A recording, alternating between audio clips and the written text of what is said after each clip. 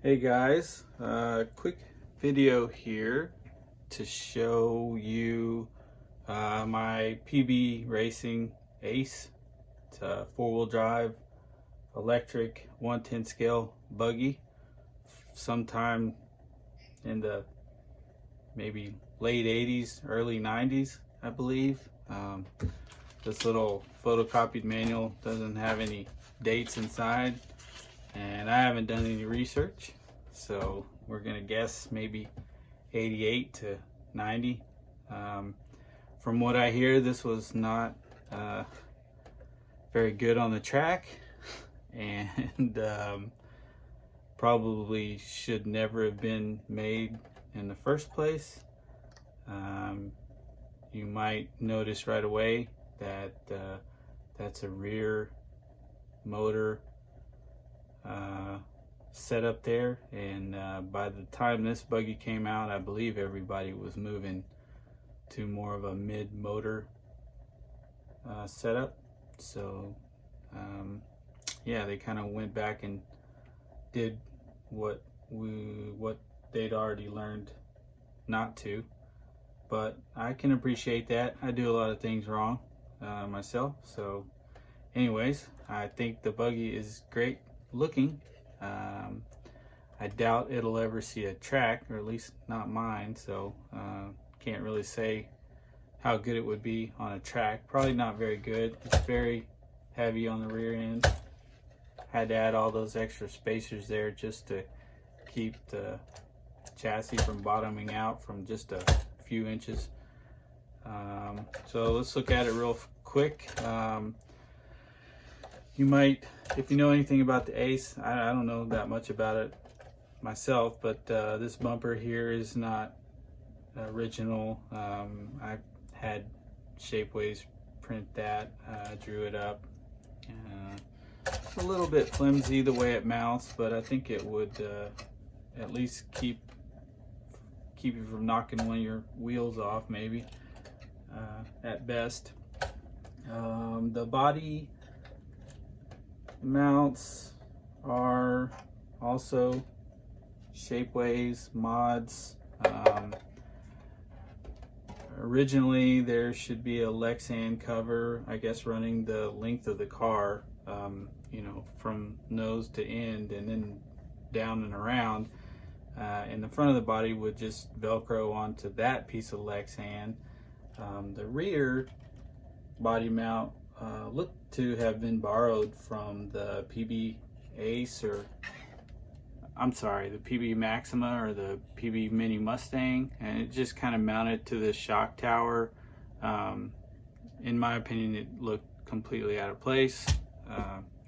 So anyhow, I had these guys made up to have a more traditional body mount situation going on. The front body mount also serves to set your camber, so that took a little trial and error there to make sure I got that the right thickness. I don't know if you can see how that mounts, but anyhow, set up pretty good. I think the camber's correct. At least the wheels look to be somewhat vertical now. Borrowed these turnbuckles from a Tamiya Avanti kit. The original turnbuckles, tie rods, ball ends, whatever you want to call them, they were very beat up. I thought these would look kind of nice and be pretty sturdy.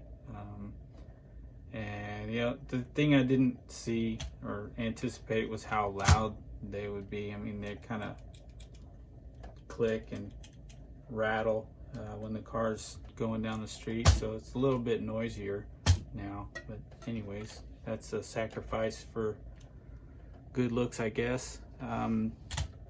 We got a Diamond 902. I think that's a modified oval motor. I don't know much about it. I asked Mike, the guy who sold me the car from the UK, what would be something, you know, period correct, and he mentioned the diamond motors were pretty popular in the UK, so tried to find one. Again, this is probably not really the proper motor for this car, but it's all I could find at the time.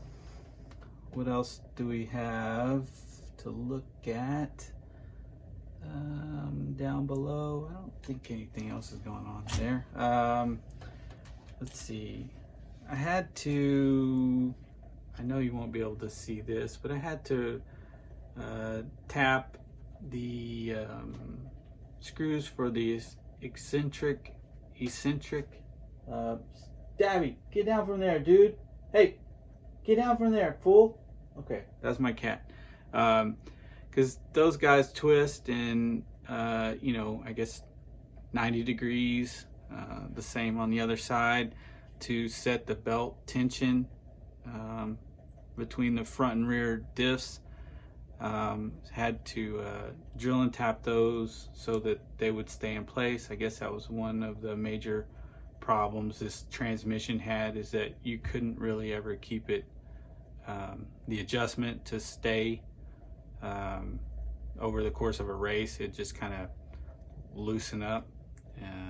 Then also there are eccentric, that's a tricky word, I'm messing it up, bearing carriers here for the top pulley.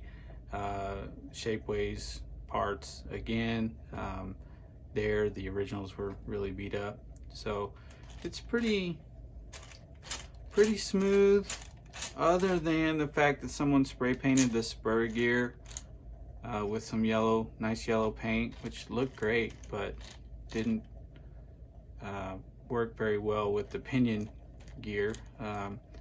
So most of that's worn off now, but there's still a little bit of yellow paint. There's a little tight spot right about there. Again, that doesn't help the overall speed of the car. This thing is really granny slow. I gotta say, I was pretty disappointed. That's a 17 turn motor. Now granted, I was only using like 7.2 volt NiCad pack, nothing wild, and a probably a really cheap ESC at the time, but yeah, this thing was pretty slow. And the other thing is that when it did kind of take off, it would pick a direction left or right and just haul ass. It was pretty hard to control. Maybe that's because these big spiky tires on asphalt, who knows, or yeah, concrete. Anyhow, that's really all there is for this car. I have run it. I may run it again. I don't think I would run it at the track. You can't find parts for this thing anywhere, at least not over here in the States. I got again, Mike over in the UK. Every now and then he'll contact me and let me know he's found a part or two, but if this goes into a curb, it's definitely a goner, and I would just really hate that. So anyhow, that's the PB Racing Ace. Got any questions about it, let me know. Probably won't be able to answer your questions. If you want to have any of the parts made, also let me know. Other than that, enjoy your holidays, and I'll try to make some more videos, certainly a running video for this guy. Thanks for watching.